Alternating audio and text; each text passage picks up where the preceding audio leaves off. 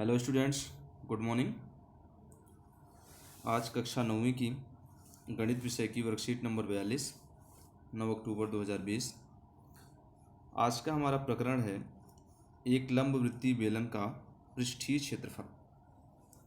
आज हम बेलन के पृष्ठीय क्षेत्रफल के बारे में पढ़ेंगे।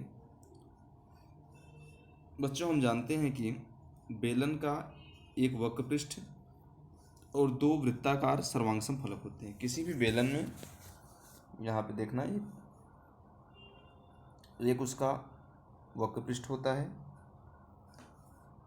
और दो वृत्ताकार सर्वांगसम फलक, टॉप में और बॉटम में। ये वृत्ताकार फलक है,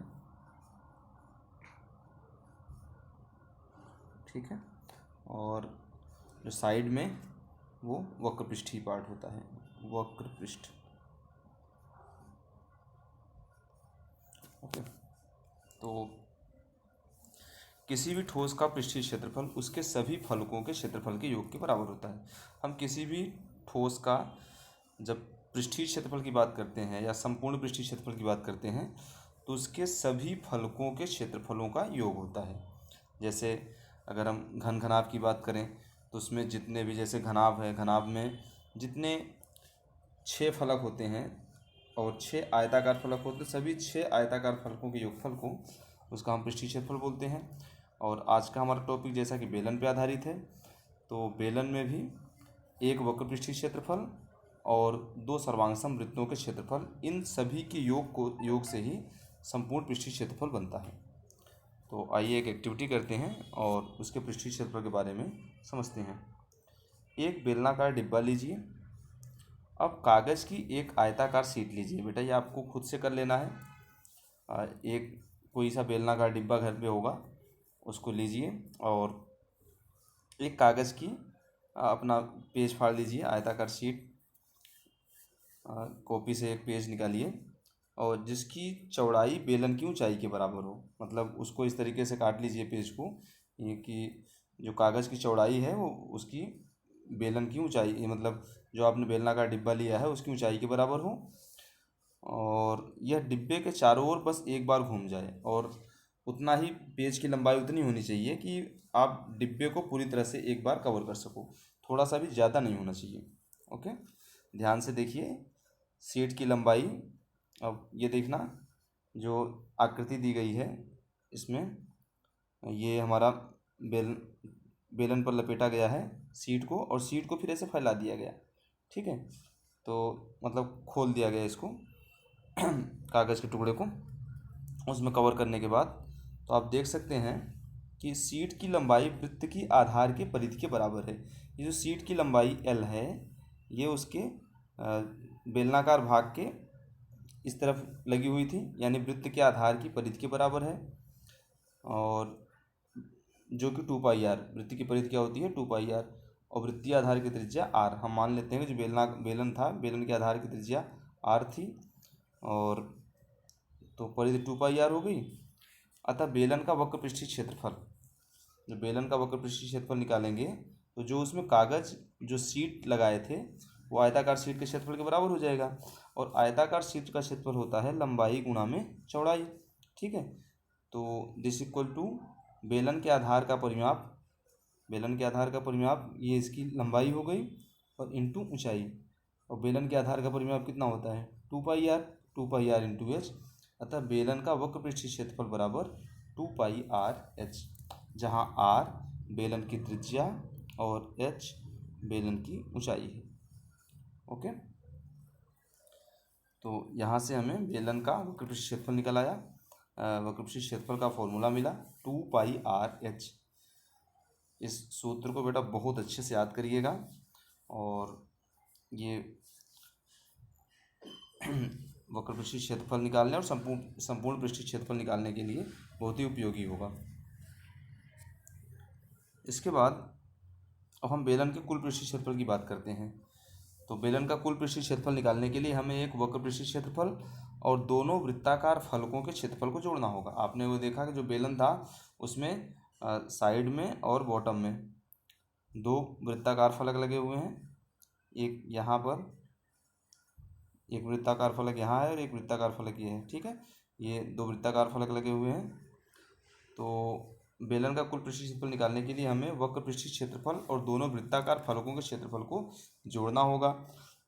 अतः बेलन का कुल पृष्ठीय क्षेत्रफल बराबर 2πr(h) + πr² और ये हो गया 2πr(h) + 2πr² और यहाँ से 2πr कॉमन ले लेंगे हम, तो ये आ गया 2πr ब्रैकेट में r + h।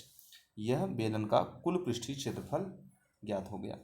तो हमें यहाँ पे दो फॉर्मूले मिले, एक बेलन का वक्र पृष्ठीय क्षेत्रफल 2πrh और बेलन का कुल पृष्ठीय क्षेत्रफल 2πr ब्रैकेट में r + h, ठीक है।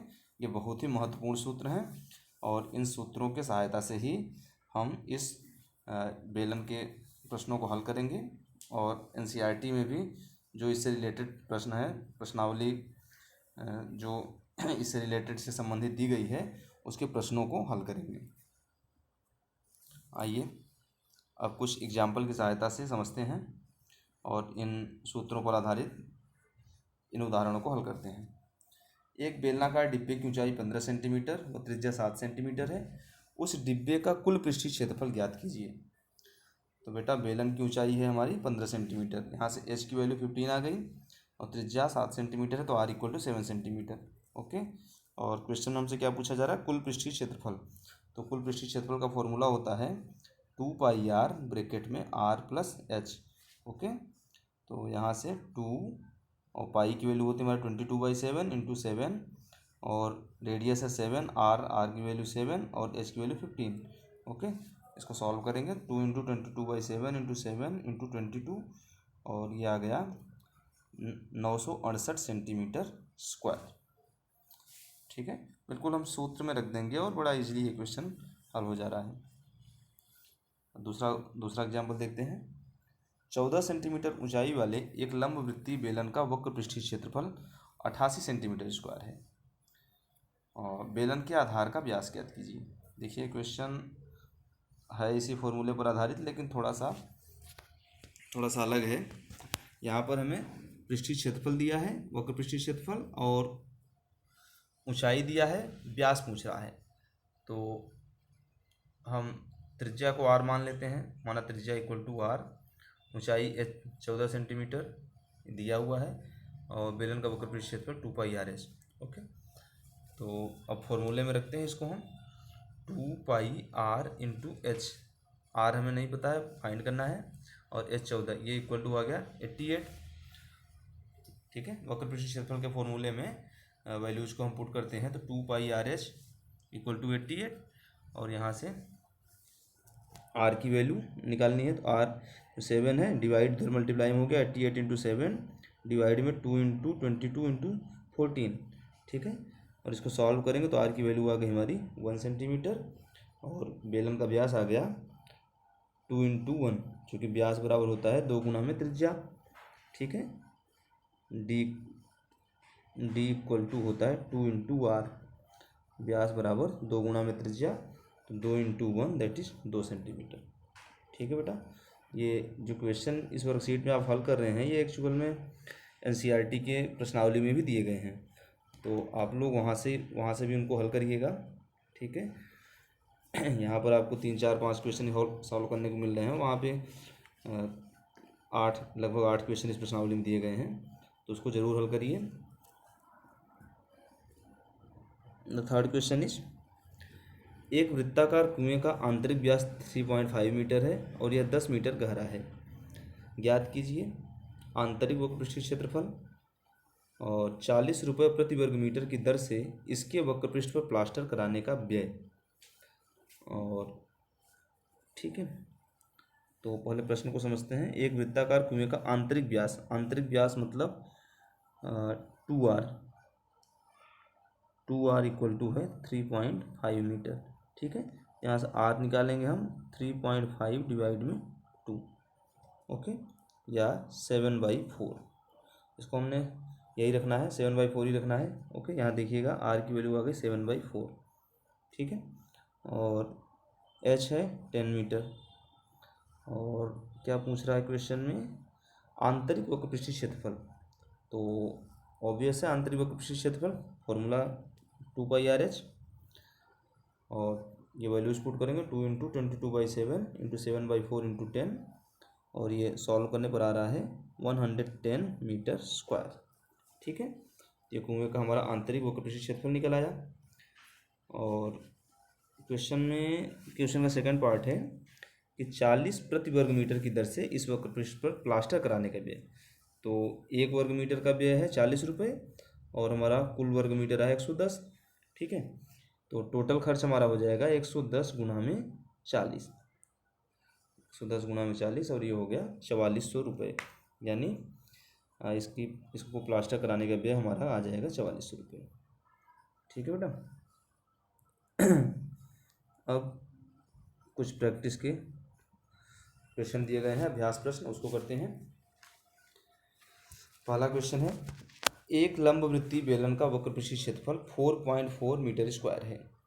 यदि बेलन के आधार की त्रिज्या 0.7 है तो उसकी ऊंचाई ज्ञात कीजिए।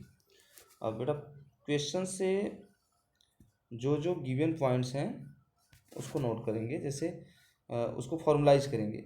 बेलन का वक्र पृष्ठीय क्षेत्रफल कितना है 4.4, तो 2πRH इक्वल टू 4.4।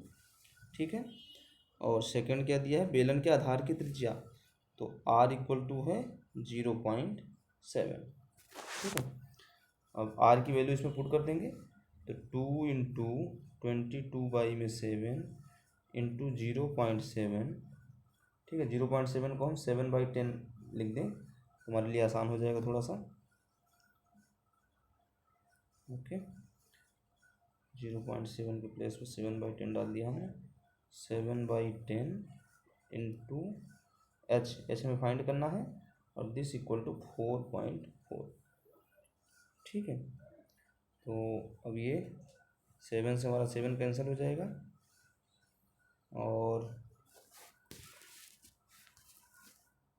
अब ये मिलेगा हमें, एच निकालना है, तो ये ऊपर रफ करते हैं, और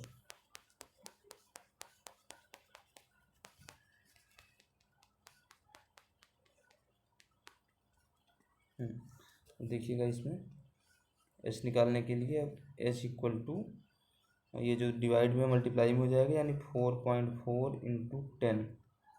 ठीक है, 4.4 इंटू 10, और डिवाइड में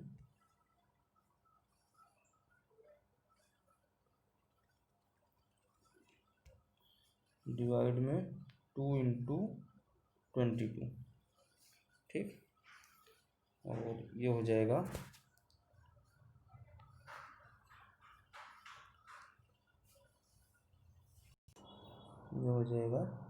44 डिवाइड में 44, and that is equal to 1 metre.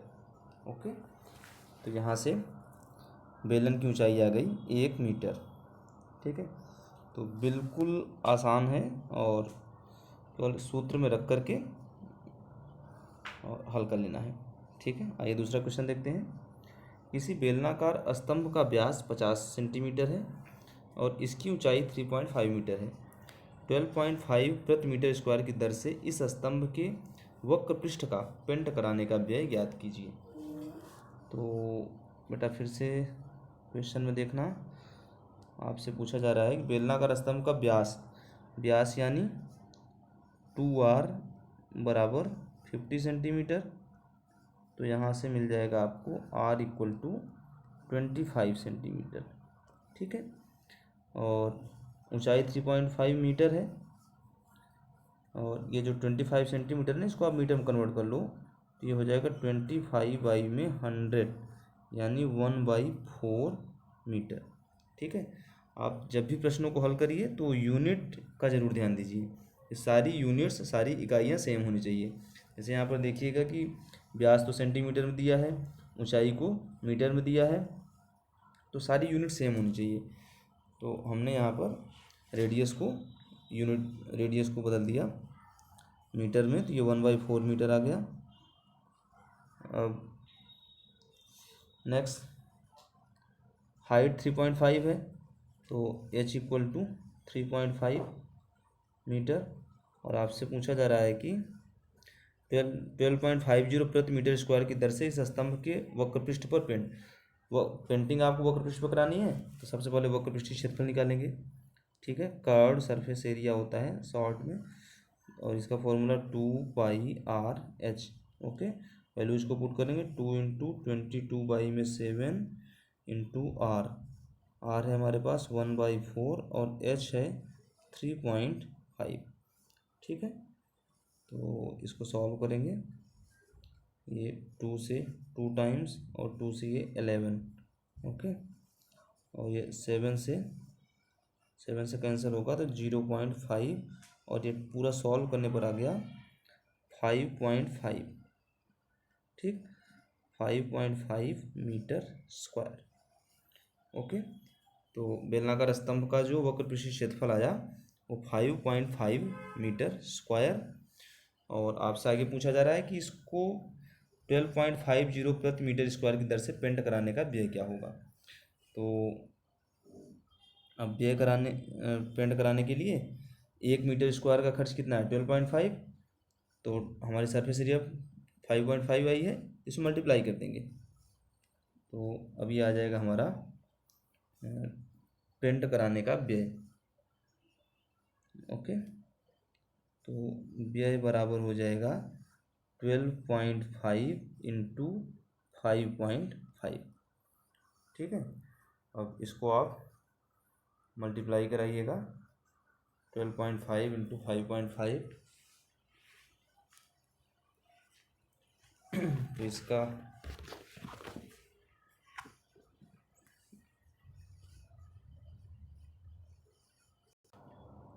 तो इसका आंसर आ जाएगा 68.75 रुपीज़। ओके, तो इसको खर्च कराने का व्यय हमारा आ गया 68.75 रुपीज़। ठीक है, अब नेक्स्ट क्वेश्चन पे आगे बढ़ते हैं। एक रोलर का व्यास 84 सेंटीमीटर है और लंबाई 120 सेंटीमीटर है। एक खेल के मैदान को एक बार समतल करने के लिए इसे 500 चक्कर लगाने पड़ते हैं, तो खेल के मैदान का मीटर स्क्वायर में क्षेत्रफल ज्ञात कीजिए। तो बेटा ये क्वेश्चन मीटर स्क्वायर पूछा है, तो हम शुरू से ही इसकी जो भी डायमेंशन दी गई है उसको मीटर में कन्वर्ट कर लेते हैं। ठीक है, तो सबसे पहले क्या दिया, रोलर का व्यास 84 सेंटीमीटर है, यानी 2r = 84 सेंटीमीटर। तो यहाँ से r = हो जाएगा 42 सेंटीमीटर, और इसको मीटर में कन्वर्ट करेंगे तो r = 42/100। ठीक है,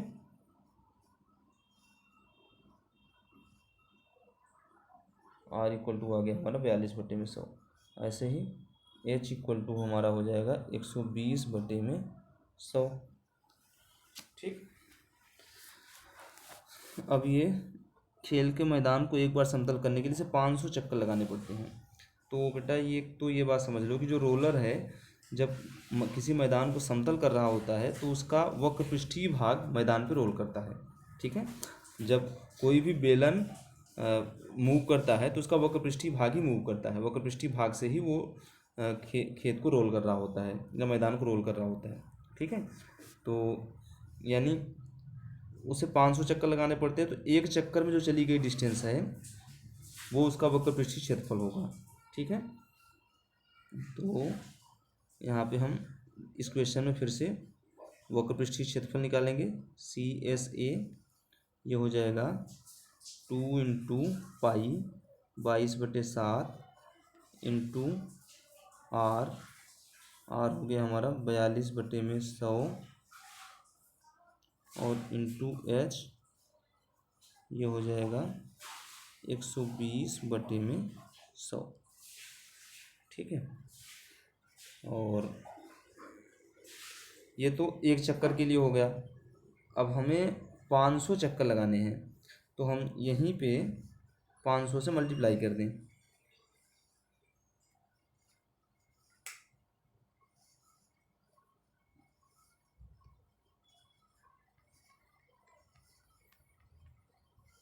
जगह बड़ी कम पड़ जा रही है यार।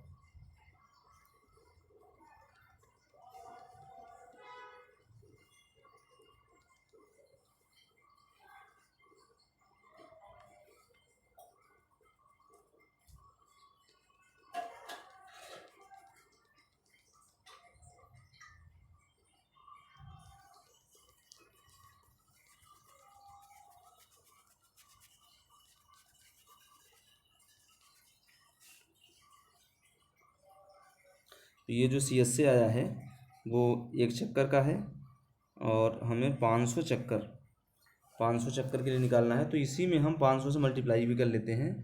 तो 2 × 22/7 इंटू 42 डिवाइड में 100 इंटू 120 डिवाइड में 100 इंटू 500। ठीक है, तो ये 100 से 5 बार में कैंसिल हो जाएगा और ये 0 से ये 0 कैंसिल हो गया और 5 के टेबल में ये 2 बार में और ये 2 से 2 कैंसिल हो गया और 7 के टेबल में 6 बार में, यानी हमारे पास आ गया 22 इंटू 6 इंटू 12। ठीक है, और इसको हम लिख सकते हैं 22 इंटू 72। ठीक है, 22 इंटू 72 और